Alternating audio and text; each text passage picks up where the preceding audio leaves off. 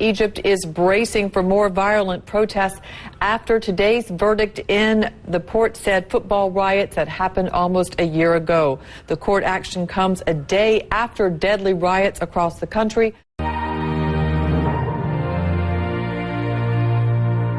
Well, this is the moment when the sentences were handed down in Cairo just a short time ago.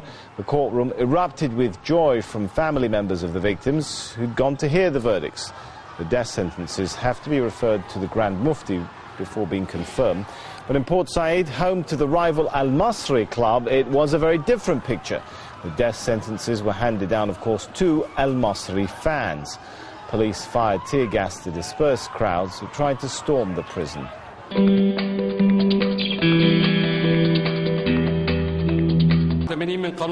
A court in Egypt has given death sentences to 21 men found guilty of taking part in football violence last February.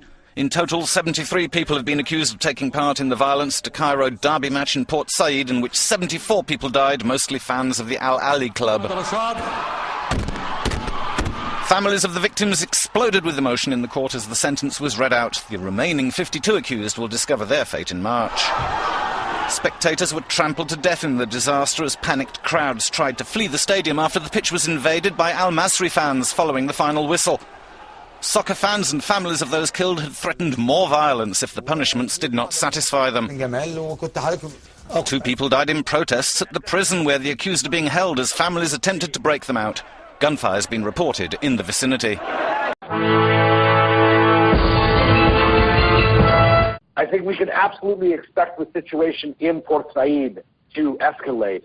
I think in the minds of many of the Port Said football fans, and even just the regular residents of Port Said, they're going to view this as a politicized decision.